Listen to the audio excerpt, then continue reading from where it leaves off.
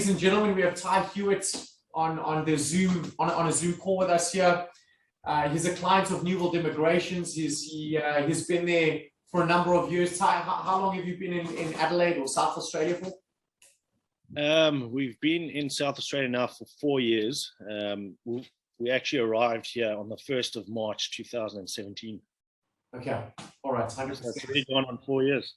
Yeah, no, perfect. So Ty moved from South Africa to South Australia. He's been, like you said, he's been there for 4 years.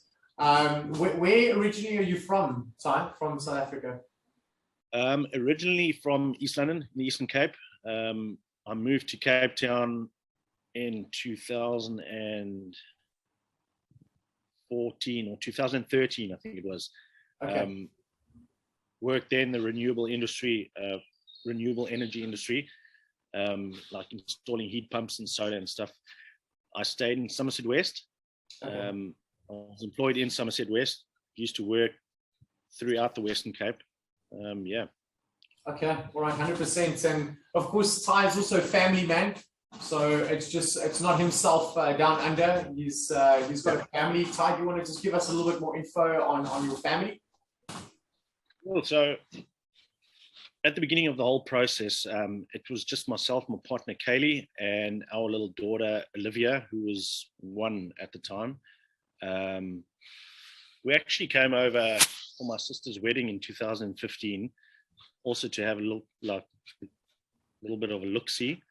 Yeah, and ever since then we headed back, have a little discussion. Are we going to give it a crack? Absolutely. 100%. Yeah. So then we arrived as 3, and we are now 4.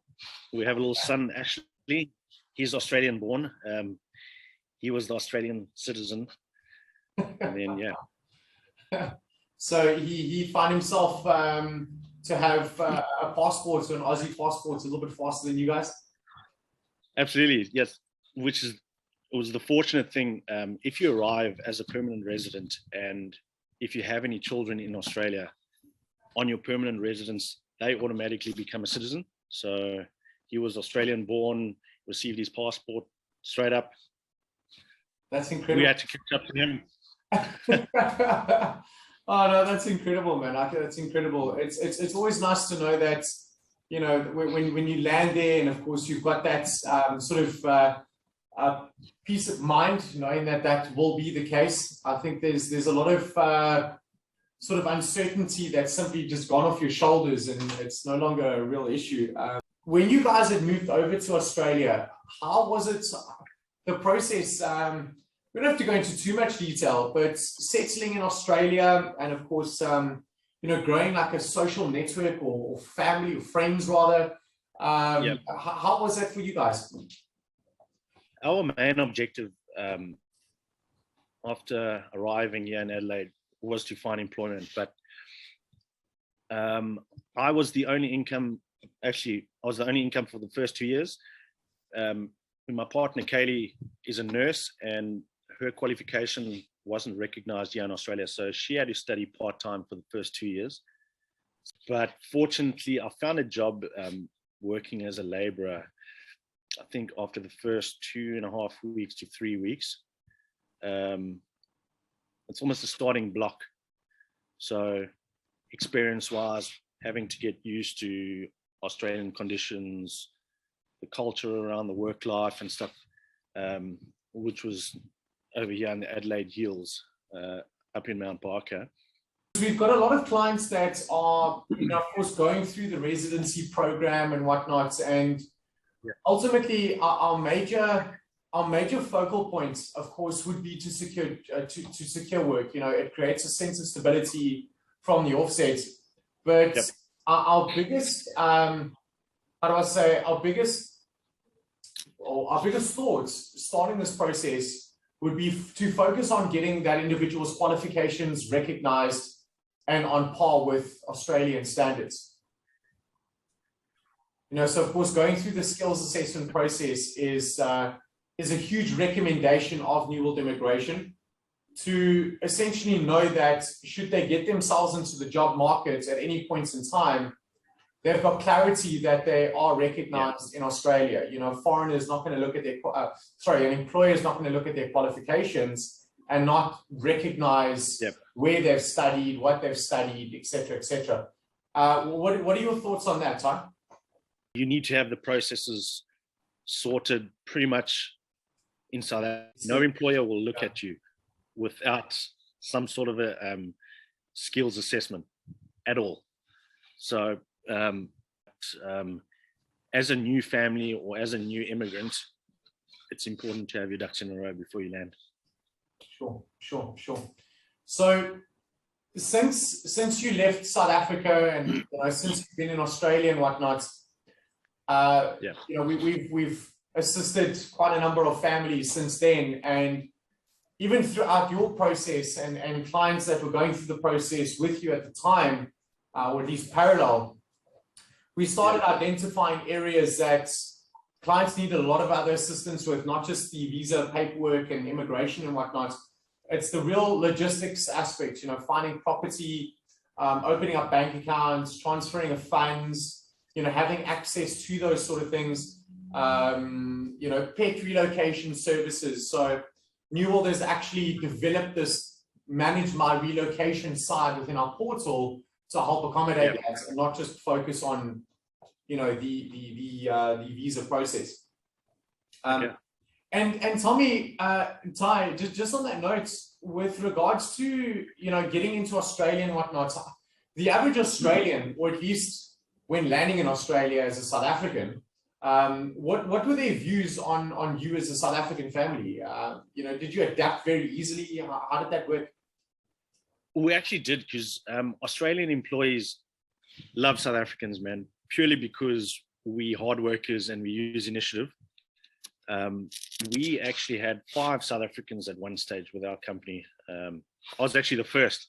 So I got another 2 in, and then there were 2 other immigrants on any other South Africans. No, perfect. That's incredible. You know, it's always, I think it's one of the biggest things for a lot of South African families is that, you know, I'm not going to, you know, from Joburg to Cape Town, I'm going to another country. You know, how accepting are these this nation, how accepting are they to South Africans? And Ty, when it came to like a driver's license, as you know, we often get this question, is it quite easy to get a driver's license sorted? It's actually quite easy, because there's a place, it's called Service SA over here in South Australia, obviously interstate. They've got their own organizations. You just have to provide your existing license. And if you're over the age of 25, it's just a straight swap. If you're under 25, though, I think you need to redo your drivers. Okay. Which is also just a simple little test.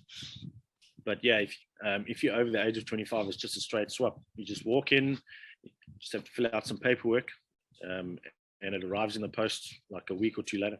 That's incredible. I actually didn't know that at all up until this. Jeez, that's awesome. Tell me, your little one, when you guys find yourselves in Australia, from a schooling point of view and whatnot, and probably from mates that you work with now, originally from South Africa, they might have had older children. What is your thoughts on children adapting into schools that side? Fortunately for us, Olivia was she was 1 or 2 upon arrival, so she just went straight into daycare. However, the daycare here is extremely expensive, which was the only real struggle for us. It was to have Olivia in daycare full time from Monday to Friday, as Kay was trying to study at home. And I was obviously employed full time. But with regards the education system, the public schools are top notch, man. And we only pay, I think it's $300 a year, which is about equivalent to 3,000 Rand a year. Of course, you're chatting to me. Yes, of course, I represent New World Immigration. Of course, you're a client of New World, but I wanted to get your thoughts on when you embarked on this process, and I'm hoping you can still remember this. I can actually. Why, first off, did you choose to use an agency? And then, of course, over and above all the other agencies that are available out there, and they're great agencies out there, why choose New World? I remember we actually researched quite a bit agencies. I remember upon researching with Kay, we were specifically looking for an agency around Cape Town, so we could actually meet face to face. And obviously, there are some agencies out there who are a bit dodgy, obviously taking people's money and yeah, which is not good. And strangely enough, for skills trades, New World Immigration came up first. Obviously, having a look at reviews and all that sort of stuff. At the time, we touched base with Olivia. I'm not too sure if she's still with you guys. Yeah, she is. And even from our first phone call throughout the whole process, she was on it every single day. So that's it's always extremely comforting knowing that you're not handing your money over to someone and you don't hear from them like weeks on end. Olivia was on the ball, so it actually helped us a lot. Sure. All we had is just a handful of cash now to actually hand over a sum of money to someone for us was a huge risk. Sure. It all paid up though. It all paid off. I'm glad to hear that. Process with New World Immigration. What I personally enjoyed was your online portal, which had all of the stages off the get-go. So from the fee being paid right up until the approval of the visa, everything was online. You could log in anytime you wanted, have a look at the process, how it's progressed, had all your results from your skills assessments and English tests received, and sure, it was amazing. It was amazing. On a day-to-day basis. You know, like I said earlier on, we've added a relocations department to it, and we've now incorporated a recruitment division. So we've got a in-house recruiter right next to me over here, and they day in and day out get in contact with Australian recruiters and companies who are looking for skills to come in, right? So from plumbers to electricians to civil engineers, doctors, nurses, teachers, you know, you name it. We're ultimately trying to cover the entire skilled list. Yeah. And what will happen eventually is that employers would come onto this database and actually easily be able to find the sort of perfect candidate for that role, or at least the most suitable individual for that role. And from our end, we of course then in discussions with the employer or the recruiter, these are the pathways that we're going to be working with. These are the documents that you need from an Australian employer's point of view. So from an employment perspective, helping the company, you know, find the suitable candidates, but of course the candidate finding a suitable role, you know, so it really is sort of a win-win circumstance. So we're very excited about that. Yeah, for the permanent residency, because the support structure around arriving as a permanent resident here is amazing. We arrived, I think we arrived on the 190, and upon arrival, we received rent assistance, which is an X amount a week. It was the family tax benefit, which covers pretty much young families, new immigrants, like if they have you get added towards groceries or whatever it is. And also that we receive a childcare rebate. We were subsidized up to 70%, I think, of the actual fee. Because if it were to be out of pocket, it's extremely expensive. Yeah, sure. GPs over here, there's a few which are 100% covered. So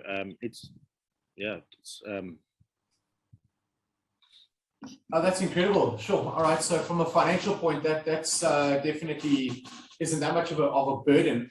To apply for the Medicare, we have an organization here, and it's called the Centrelink. It's pretty much run by the government. So if you were to apply for Medicare, you just need to go in store, also have to do some paperwork and that sort of stuff. And they send your Medicare card in the post. You also receive it within a week or two. All right. And then from that point, you're able to access Medicare as a family. That's right. Yep. That's so if you were to go to the GP, for example, you just have to swipe your Medicare card, and initial fee you have to pay up front, but then they subsidize an amount and they send it back to you. So let's say if a GP visit was $80, you would receive about $65 back. Wow. Yeah, in your account. Yeah. Okay. All right. And there are a few. From that point, are you generally covered 100%, or would that be a fee that you pay all the time? I think it's included into your taxes. Transport. Yeah, all good. So I know that there's a general use of public transports, depending on where you are in Australia and whatnot. You know, as a family living there, what would you recommend, transport-wise? New arrivals, I would just get the bus in out of town. We've got, we have stops all over the show. Every suburb, we have so many bus stops. And it's easy as you just need to apply for a little card. You obviously get your credit amount. You just have to top it up and head into the city, head up to the hills. And as you get on the bus, you just have to swipe your card and yeah, off you go. Otherwise, I reckon the easiest route would actually be the bus. We also have a few trains in and out the city. Okay, so this is now in Adelaide. Obviously, interstate is, every state has their own. Yeah. Like, the amount of money that you spend in order to get here, you make it back within the first year. Sure. It is a leap of faith, Sean, and it's a huge step, man. Having to pack up your whole life, immigrating into another country, but rather try and fail than not try at all. Yeah, huge leap of faith. If you have willpower and like, it is for a better future. You'd actually be surprised how similar Australia is to South Africa. It's the same cultures, the same weather, it's the same humor. Loads of, like, even at the office, loads of banter. We've got POMs, we've got, we have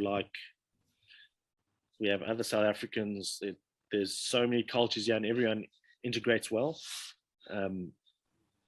It's a pleasure to be here, man. Now that borders have you know, sort of started moving and states have started opening up to foreign skilled candidates. I mean, like South Australia, I think we've had 14 or 15 applicants selected through South Australia for phase 2. Yeah. Now, I remember with my application, regional South Australia was also at the top of our list, and fortunately I had my sister here, so I thought if it's the maximum amount of points allocated into the process, and I got my family here, Adelaide was the intention first anyway, so like it actually worked out well for us. Oh, that's awesome. Oh, that's awesome. That really is. And the thing is that like we often get families who are, you know, they've got families in Queensland or Victoria, or in many cases Western Australia, but unfortunately those particular states might not be open to that profession. Is there anything that you could recommend for a family like that, Ty? Speaking, you know, you start this process and we get to a point of giving you options of what states are available, and where your family is based is not necessarily which states are available, you know. That's the reality for a lot of people. If you receive a state note, it is a foot in the door. I mean, in immigration, I don't think you can actually be picky. You need to take the route that's best for your family, I suppose. No, I couldn't agree more. And the thing is, what we've often seen is that friends or families have, you know, been discussing, you know, moving to Sydney because it has the Opera House, or, you know, they've watched something that has sort of drawn them to that particular part of the country. But the reality is that work opportunity might not be available to that individual as much as the state that's actually open to them. You know, so yes, you might have family there, but you might find a complication as far as the job market is concerned. So, you know, as you've mentioned, look after your family first, and